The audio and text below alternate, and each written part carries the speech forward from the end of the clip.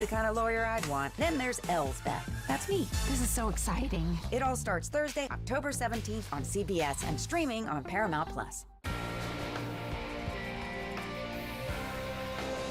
Clear skies overall. That's going to lead to some fog and some frost here as we head on toward daybreak tomorrow.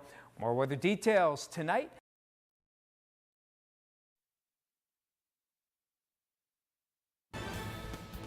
Good evening, everyone. I'm Kevin Hodge. Tonight on your WZMQ 19 News, a suspected terrorist is arrested after allegedly planning an attack on Election Day. Plus, we'll see how the presidential candidates are changing their campaigns to focus on the hurricanes we're seeing.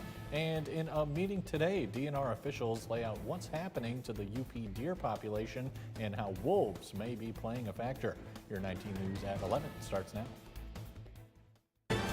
Live from the UP, this is WZMQ 19 News at 11.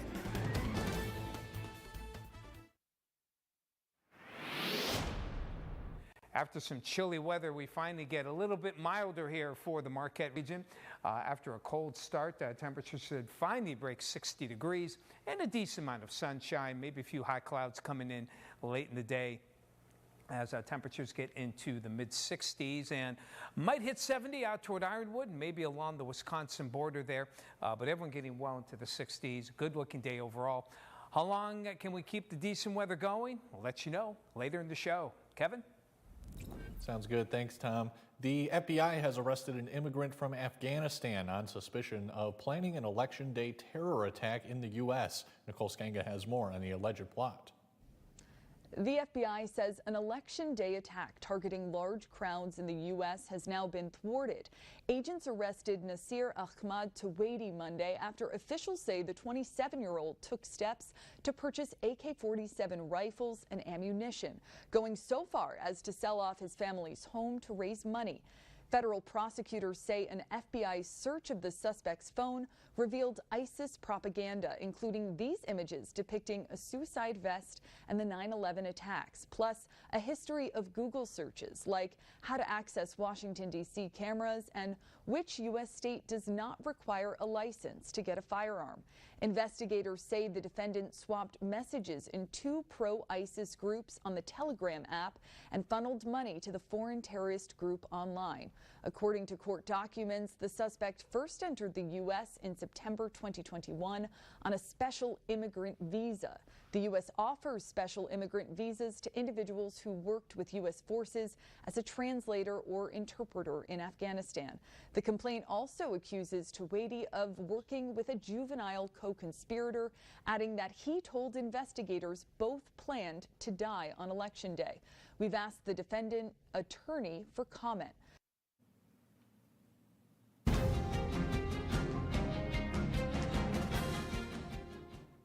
The country is less than a month away from Election Day, but today millions of residents are dealing with the cleanup of one hurricane and bracing for another. Donald Trump's campaign says the former president is staying abreast of the news as Hurricane Milton surges closer to Florida. Vice President Kamala Harris is urging people in the storm's path to evacuate.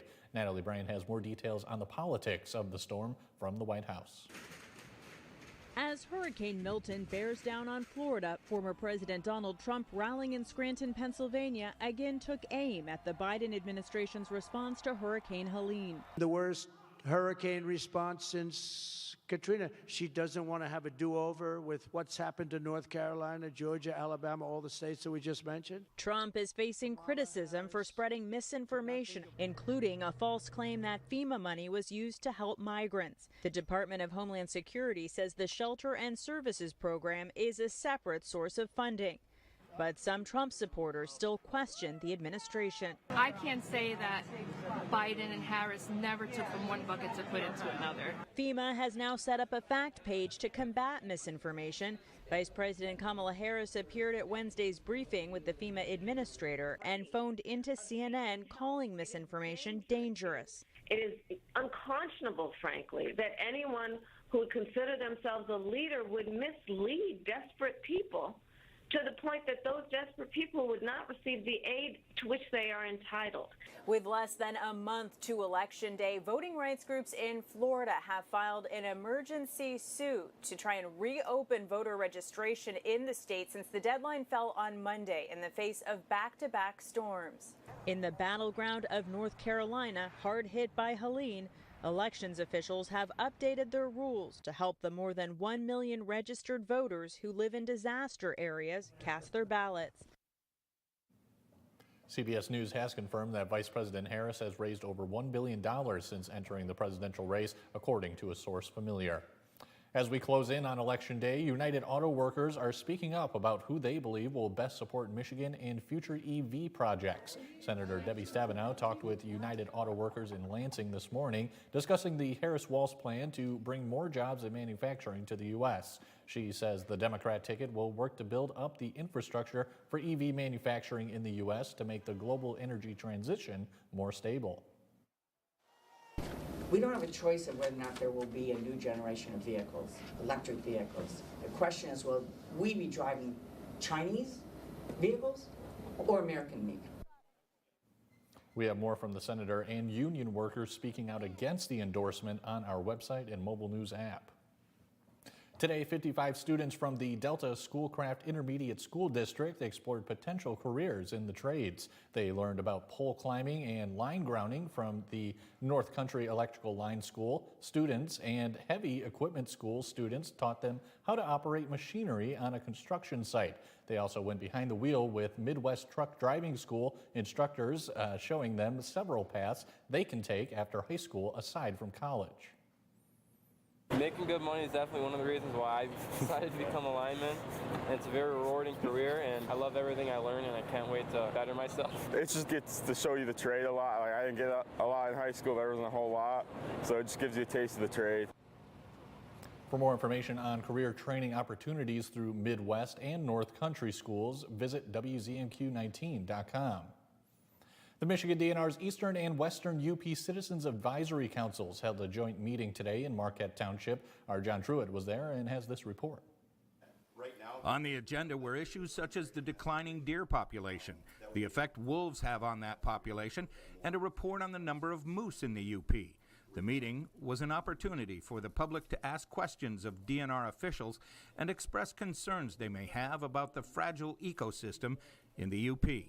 One issue that has gained attention is the declining deer population. Brian Reynolds of the UP Whitetails Association explains. Our deer population is as low as it's been in many, many, many years. And that part of that is habitat loss, hunting regulations, and predation by wolves and coyotes. One point of concern is the possible effect a growing wolf population has on the declining number of deer. Tom Solka of the Western UP Citizens Advisory Council says this about UP deer numbers. It is declining, and we also know there's an increase in the wolf population. Whether there's a correlation or not certainly is a hot topic of discussion. Things are much worse in the eastern UP, as Advisory Council Chair Thomas Buckingham explains. The eastern UP, there are areas where it's almost low to no deer numbers. Currently, wolves are protected as an endangered species and are not hunted. But whether they are the cause of the decrease in deer harvest, one thing is certain. Right now, we're one bad winter away from being in a disaster, I think, because we've lost so many deer already. In Marquette Township, John Truitt, WZMQ 19 News. Other topics discussed at the meeting were the department's budget, grant funding, fisheries, and trail management. More and more women under 40 are being diagnosed with breast cancer. As Dr. Malika Marshall reports, the possible reasons may surprise you.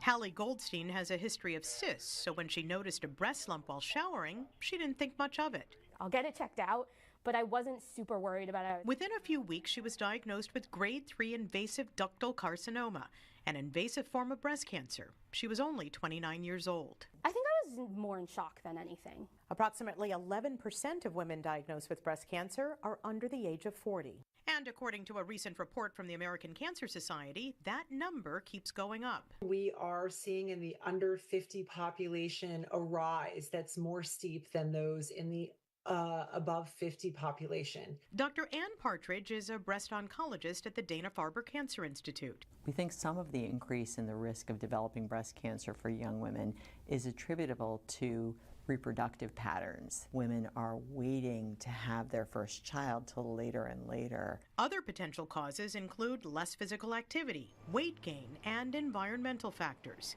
So what I recommend for younger women is to know their own breasts and bring to medical attention any concerning signs or symptoms and changes, and to know their own family history. And start getting mammograms by at least age 40.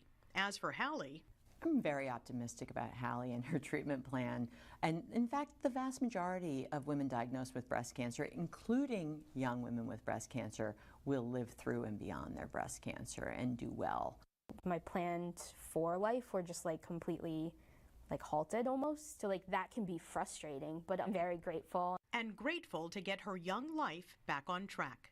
Dr. Malika Marshall, CBS. Tom DeVecchio has your first warning weather forecast when we come back. And we have the latest on Hurricane Milton as it barrels towards Florida. We'll be back in 2 minutes.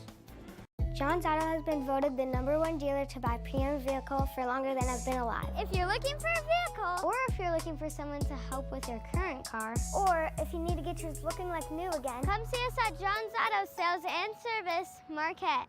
Tonight on The Late Show, my guest is Anderson Cooper. He went to Yale, but so did J.D. Vance. Tonight on CBS. On the Jennifer Hudson Show, Josh Groban is pure magic.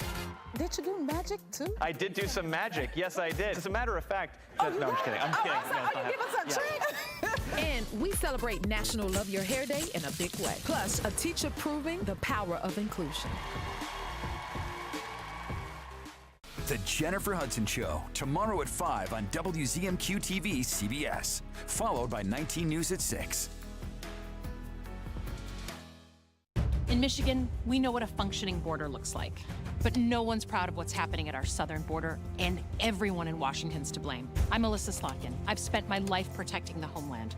That's why I've introduced more border security legislation than any congressman from Michigan, including a new law giving the Border Patrol more resources to crack down on cartels, because it's their fentanyl poisoning our communities.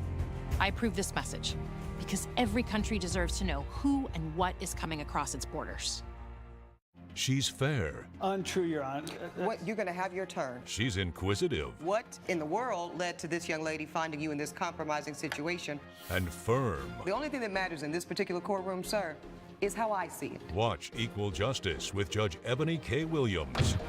Weekdays on WZMQ CBS. Is your parents' car sounding funny?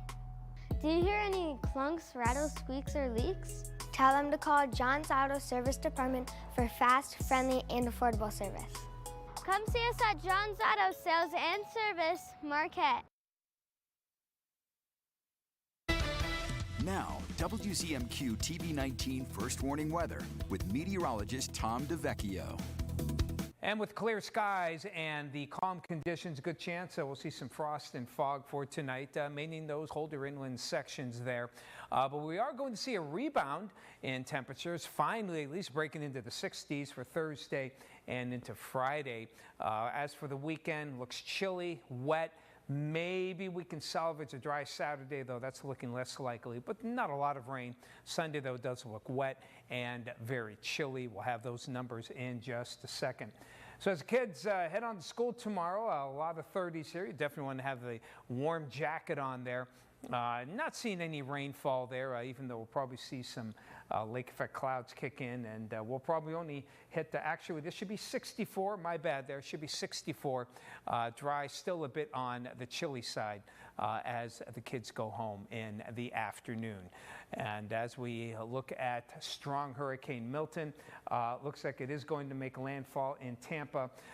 The eye wall coming in after midnight, but the effects already being felt here for the Tampa area, and they are going to get hammered pretty good. Probably stay as a 3 or 4 until the very last minute here when it goes on the east side of Florida.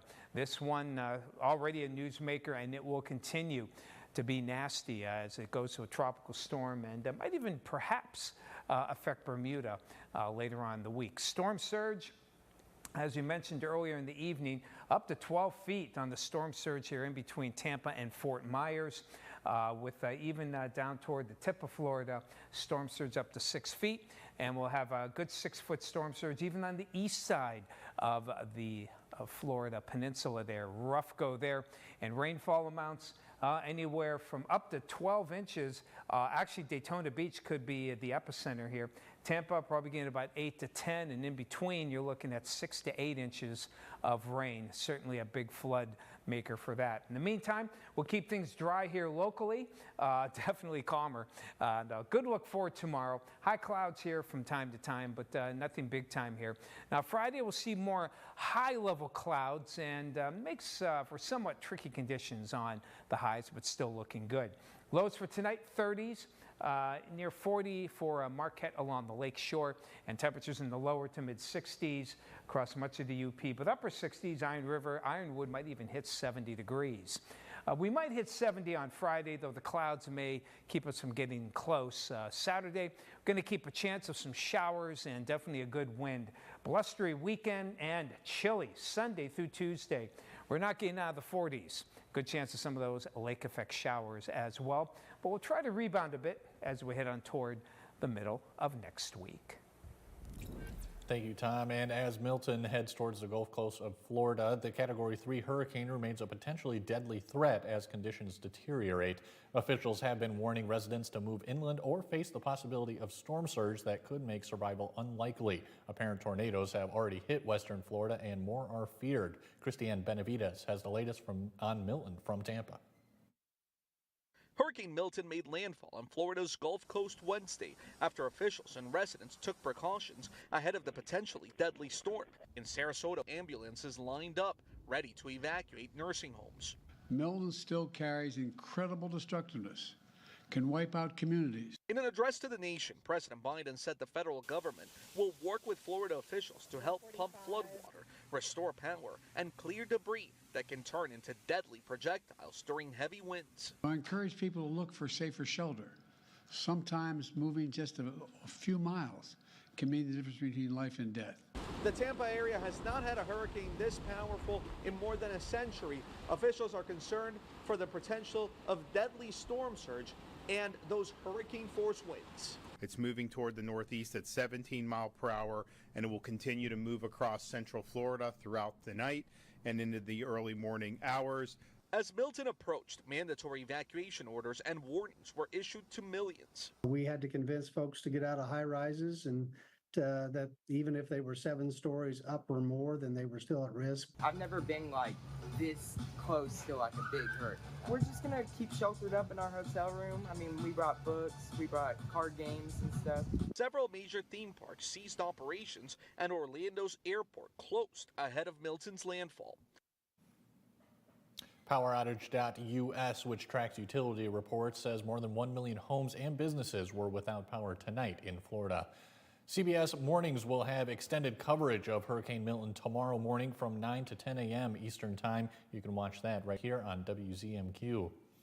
Baxter International, the leading supplier of IV fluid bags in the United States, says it is resuming partial shipments of its products after Hurricane Helene damaged its North Carolina facility. Medical centers around the country, including Luminous Health in Maryland, have been conserving their supply of IV fluid bags since the disruption. IV fluids are used to hydrate patients and deliver medications. In many cases, health officials have come up with alternatives in order to prioritize the fluid bags for patients who need them the most. We've been able to substitute oral replenishment, oral electrolyte solutions, and hence have been able to lower our utilization by about 50% over the last several days. I would add as well that the patients who are getting oral fluid replenishment are doing extremely well. Dr. Selinger says his hospital was informed it will receive a new shipment from Baxter this week, but it will only be about 60% of pre-hurricane levels. By the end of the year, it should be up to 90%. California is in danger of losing nearly 20% of its walnut crop because of recent bouts of extreme heat. The state grows more than 99% of the U.S. walnut supply. Farmers say a heat wave in July caused extensive damage to walnut trees, resulting in a drastic reduction in the harvest. And unusual extreme heat this month is causing additional damage.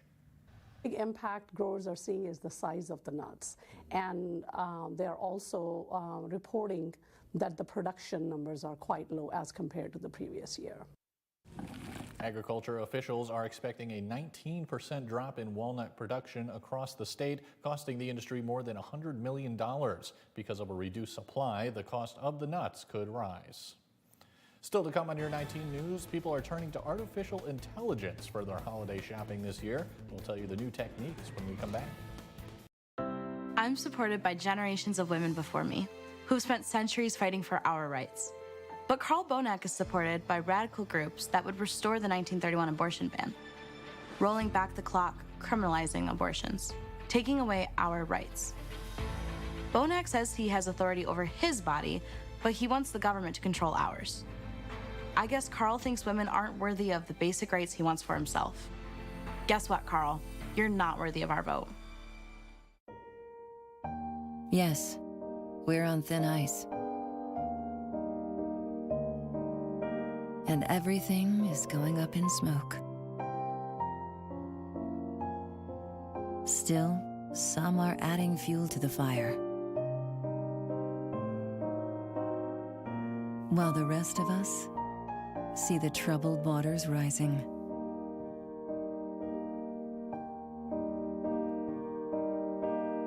Our planet is under the weather. But when the going gets tough, the tough get, well, you know. Because in the heat of this moment, we're not about to lose our cool. Love it or lose it.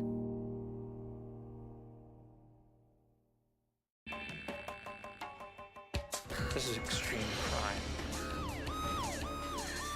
To catch him, they'll use every trick in the book. We were operating against ghosts, and ghosts are tough to find. Top investigators and police use the latest forensic science to uncover the truth and solve real cases. The devil is always in the details. Forensic Factor.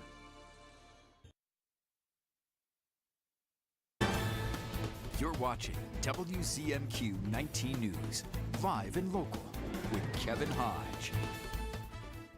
Welcome back, everyone. The Fresh Coast Festival is coming up next weekend, and we'll be showing a large number of documentary films focused on the Great Lakes. On Insights today, we were joined by one of the co-founders, Bugsy Saylor. Here's part of our conversation from earlier on What's to Come.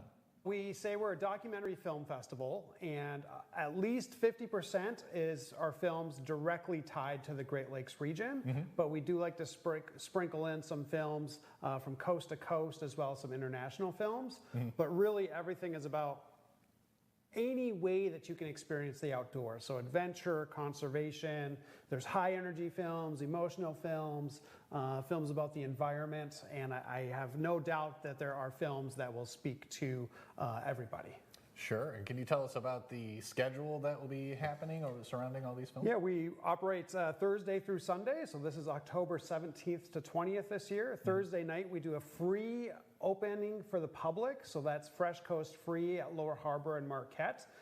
Food trucks are there. We have a couple booths set up to display some things, and then we highlight a few films, give out a few awards for our grants. And then we're all day Friday, Saturday, and most of Sunday, all walking distance from downtown Marquette. Excellent. And so who is putting these documentaries together? It's everything from novice or first-time filmmakers to longtime veterans and professionals. So we have everything from, we've had films as short as 30 seconds in the past, and then we'll have feature-length films as well. So mostly you choose a block of films to go to, and that'll have anywhere from 3 to 7 films or maybe a feature-length film.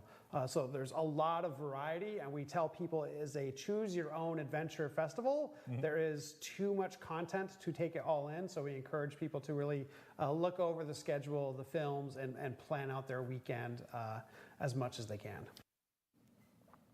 Millions of Americans are already shopping for holiday gifts, and many are using the latest technology to find the perfect present. Megan Schiller explains. Forget the outdated browse and buy strategy. Young shoppers want the help of artificial intelligence this year. I use AI for ideas. So like that ChatGPT, it's all the ideas, it gives you a list. A new survey from Fiverr shows 54% of Gen Z is using AI to assist with holiday shopping. Fiverr's Laura Podesta says the tech can be used in several ways. Some Gen Zers said that they plan to use ChatGPT to find the best prices. Some are using AI to search for gifts. We put a prompt in ChatGPT asking for Christmas gift ideas for my aunt who loves birds and knitting, and the results were not too bad. A stylish bird feeder, a luxury yarn, or online knitting classes. Google also offers AI results for gift ideas.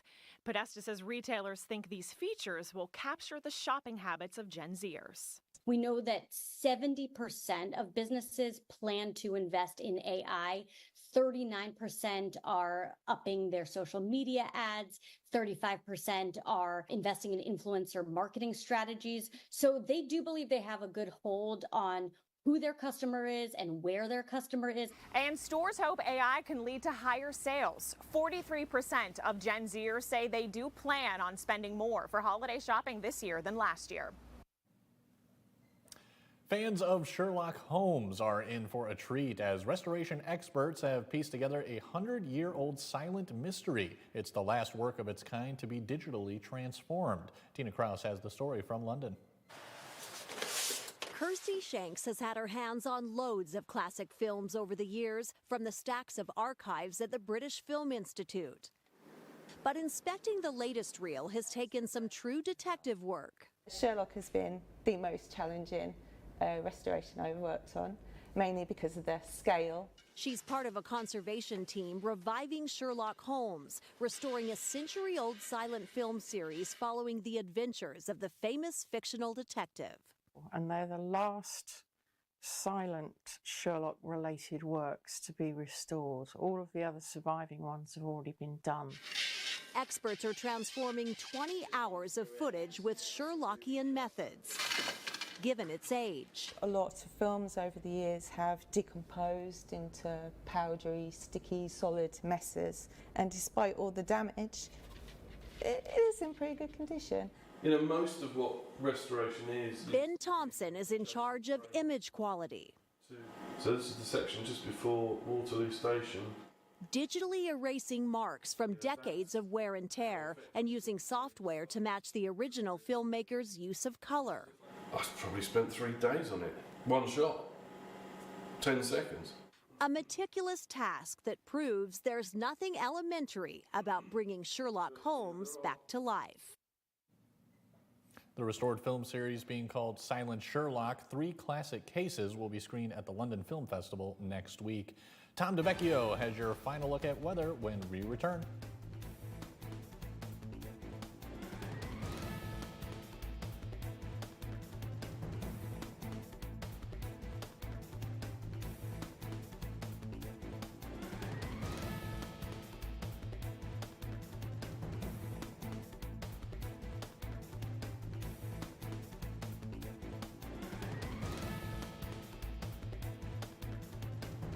Looking for your next level in real estate? Look no further than Next Home Superior Living.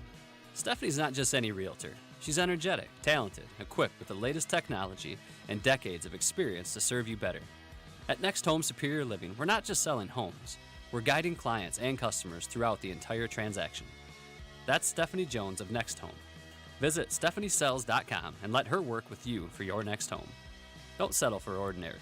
Choose Next Home Superior Living for your extraordinary real estate journey. 100 Republicans who worked in national security for Presidents Reagan, both Bushes, and for President Trump, now endorsing Harris for president. She came up as a prosecutor an attorney general, into the Senate. She has the kind of character that's going to be necessary in the presidency.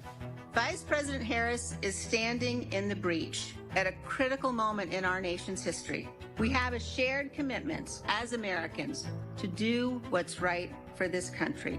This year, I am proudly casting my vote for Vice President Kamala Harris. Former generals, secretaries of defense, secretaries of the Army, Navy, and Air Force, CIA directors, and National Security Council leaders under Democratic and Republican presidents, Republican members of Congress, and even former Trump administration officials agree there's only one candidate fit to lead our nation, and that's Kamala Harris. I'm Kamala Harris, and I approve this message.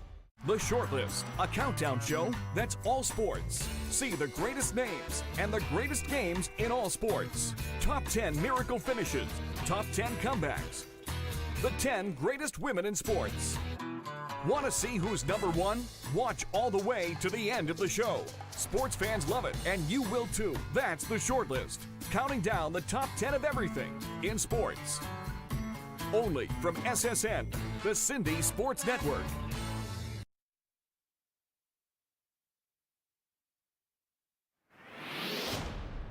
We'll have another chilly one tonight here for the UP along the Wisconsin border. Good chance to see some frost.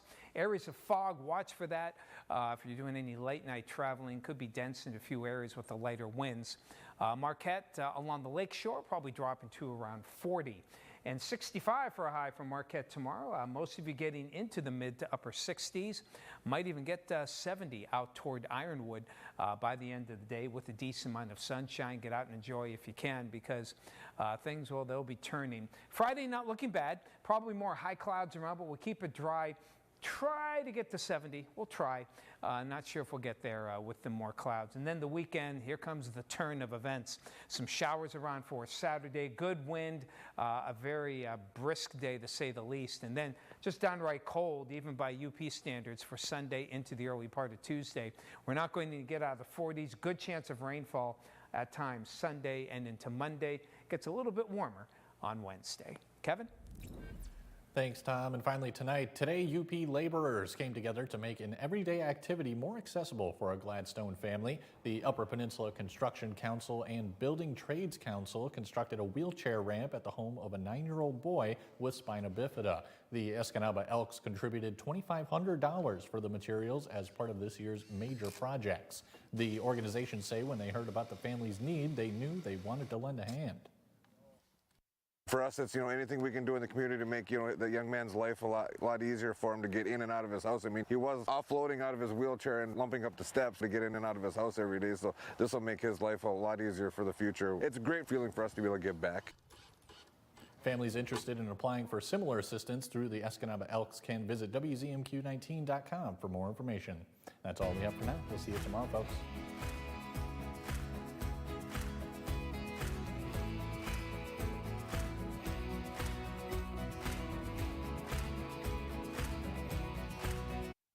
"19 News is brought to you by Kirkish Furniture.